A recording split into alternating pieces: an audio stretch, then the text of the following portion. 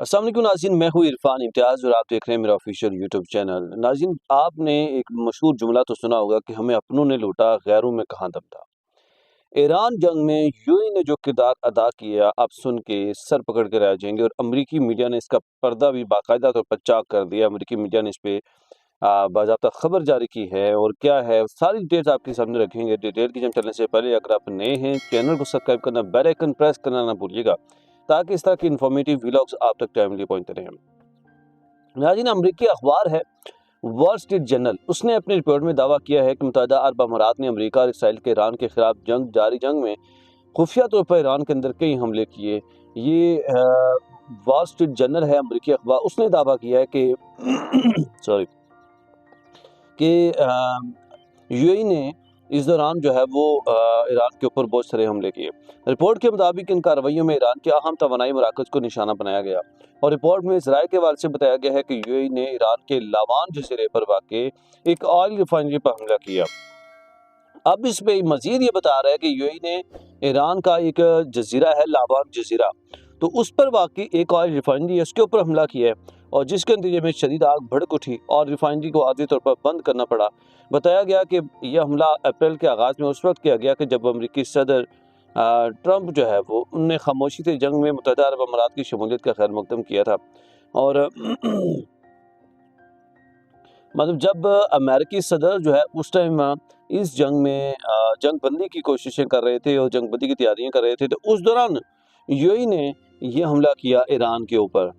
ताहम इस हवाले से अमरीकी हुकूमत की जानिब से कोई बाज़ाब्ता बयान सामने नहीं आया, लेकिन ऑफिशियली कोई बयान इस पर जारी नहीं किया गया अमरीकी हुकूमत की जानिब से।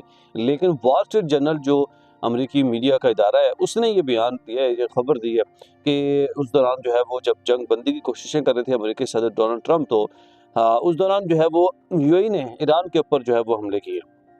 रिपोर्ट में मजीद कहा गया कि ईरान ने इन हमलों के जवाब में यूएई और कुवैत पर बैलिस्टिक मिसाइलों और ड्रोन से हमले किए, कि जिसके बाद फिर ईरान ने उनके जवाब में जो है वो यूएई और कुवैत पर बैलिस्टिक मिसाइलों और ड्रोन से हमले किए।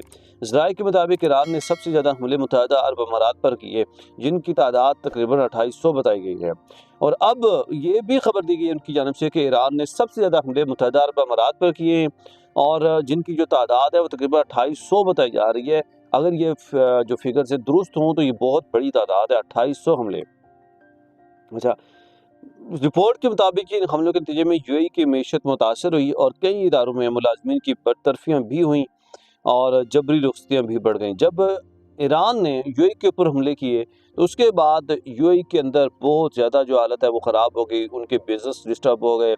लोग, जैसे आपने देखा होगा उस टाइम, अगर आप खबरों से बाखबर रहते हैं, तो वो उस दौरान काफ़ी ज़्यादा लोग जो है वो माइग्रेट होना शुरू हो गए थे यूएई से, जो इवन के यूरोप कंट्रीज़ से थे या दीगर मालिक से भी थे, तो वो वापस जाना शुरू हो गए थे।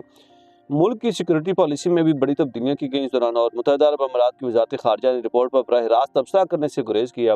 और जब मुत्तहदा अरब अमारात की वज़ारत ख़ारजा से इस सवाल से पूछा गया, तो उन्होंने इस पे जो है वो कोई भी जवाब देने से गुरेज़ किया। ताहम अपने पहले से जारी बयान का हवाला देते हुए कहा कि यूएई को अपनी सलामती की दिफा और जवाब देने का हक जो है वो हासिल है। ये बयान जारी किया गया था यूएई की जानिब से। रिपोर्ट ऐसे वक्त सामने आई कि जब मशरिक़ वस्ता में ईरान, इसराइल, अमेरिका के दरमियान कशीदगी मुसलसल आलमी तवज्जो का जो है वो मरकज़ बनी हुई थी।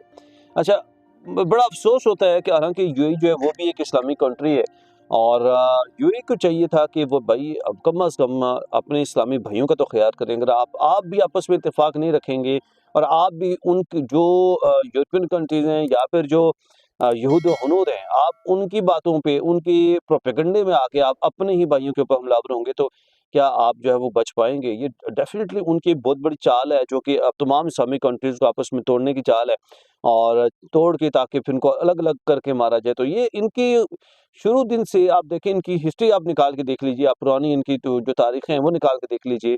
जितने भी यहूदी लॉबी है या फिर हनूद हैं या फिर मतलब ये लड़ नहीं सकते ना मुसलमानों के साथ, तो ये फिर इस तरह के प्रोपेगेंडे इस्तेमाल करते हैं, इस तरह की हरकतें करते हैं और फिर लोगों को वरगलाने की कोशिश करते हैं, मालिक को आपस में वरगलाते हैं, उनको लड़ाने की कोशिश करते हैं, ताकि किसी भी तरह से लड़ाया जा सके और मुख्तलिफ तरह के प्रोपेगेंडे किए जाते हैं।